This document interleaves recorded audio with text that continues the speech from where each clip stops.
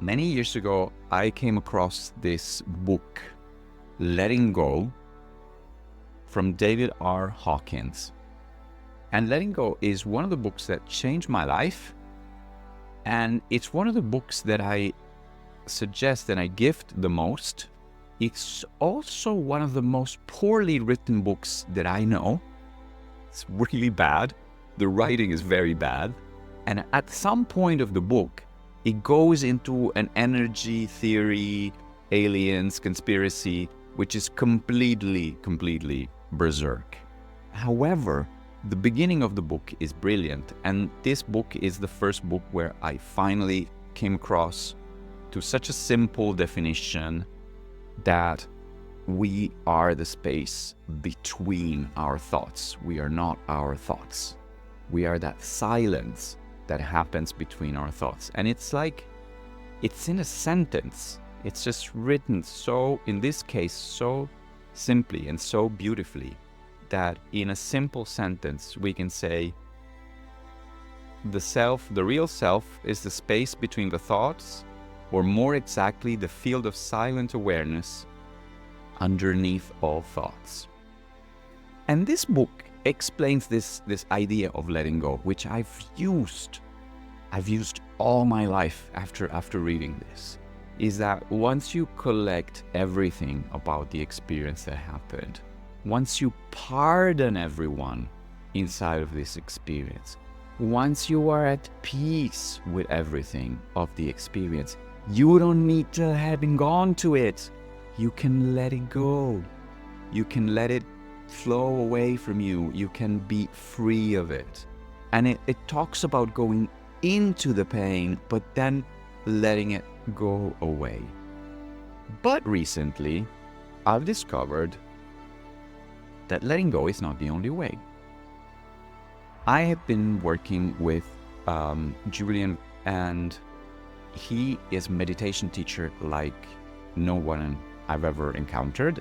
I'm not a meditation expert, so maybe I haven't encountered so many teachers, but he's my favorite teacher. And one of the things he does in his meditations is to include as a positive everything that can happen in that meditation.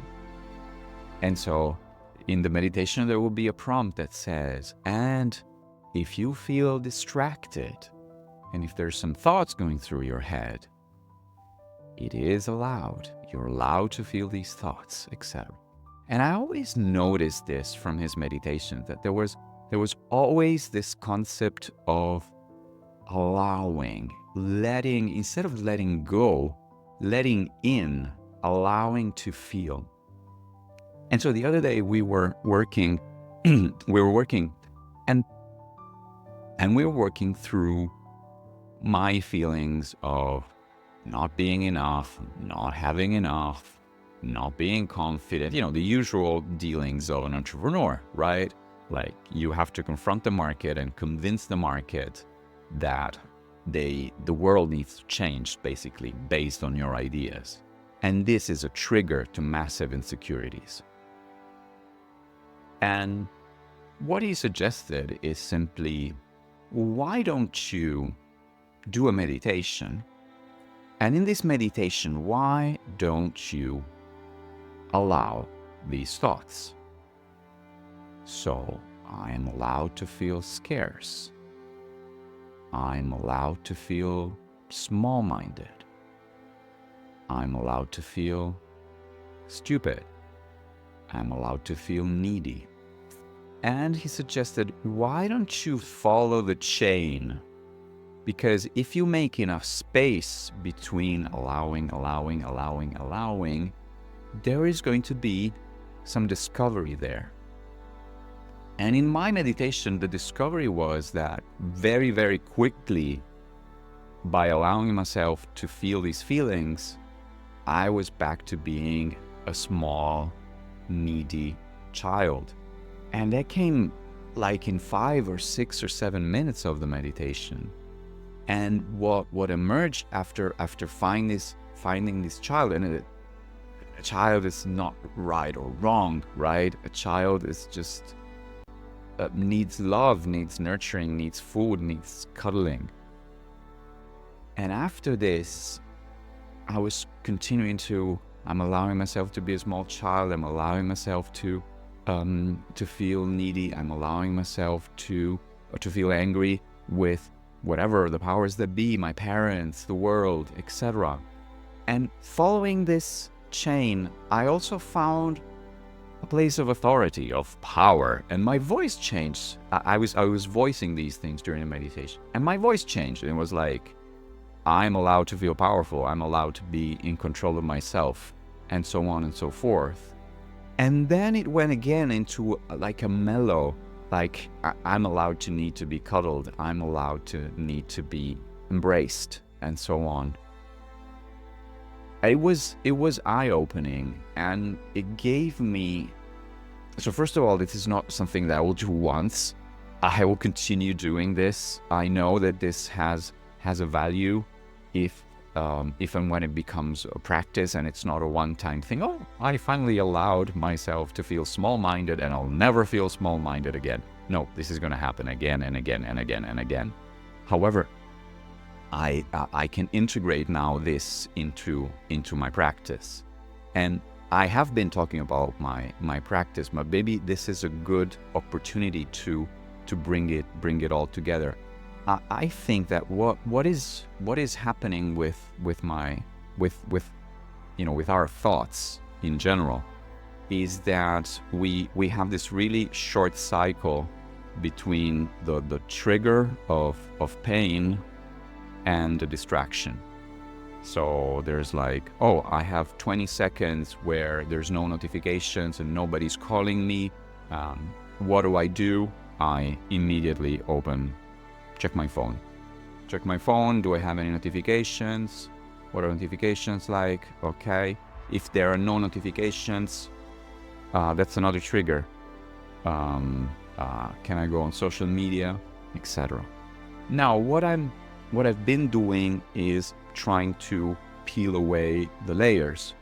And so let's say that I have this trigger, I stay with the trigger instead of going somewhere else.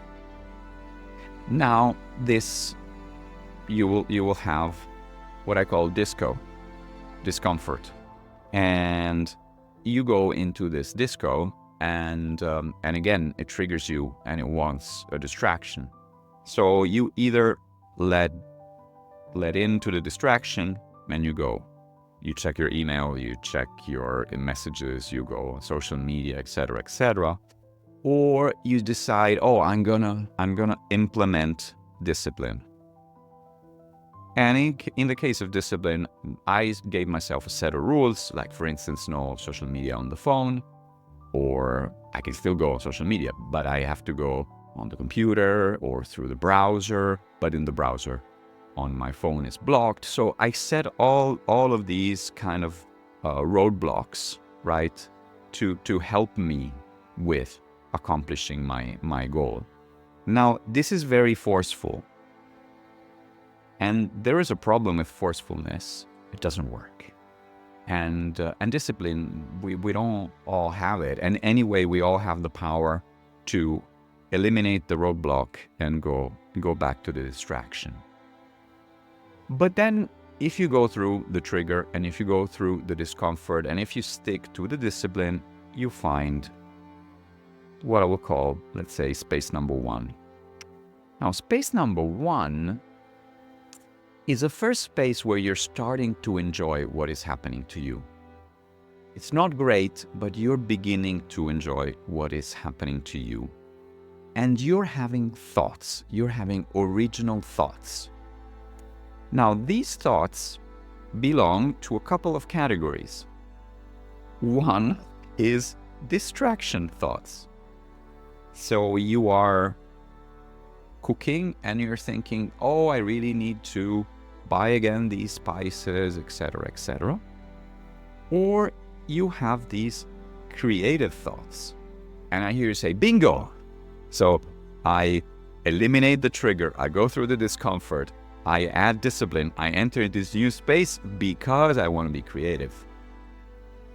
And then I realized this is another thought that is occupying the space, because there is another space which I'm trying to access. I'm not there yet, where all of this, we might say that all of this is more or less reactive.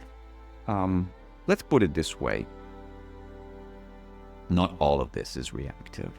Like, all of this is reactive. This is finally active. So I have something inside, and this creativity is coming out of me because of something that is bubbling inside. But it's still part of a challenge response. I'm not in full whack-a-mole mode. Like, this is horrible, right? I have a trigger and immediately go on social media, but I'm still in the same category of reactive. And what I'm looking for, and this is why I'm doing this, I allow. I'm curious about space 2. So space 2, I think the really important part here is enjoyment.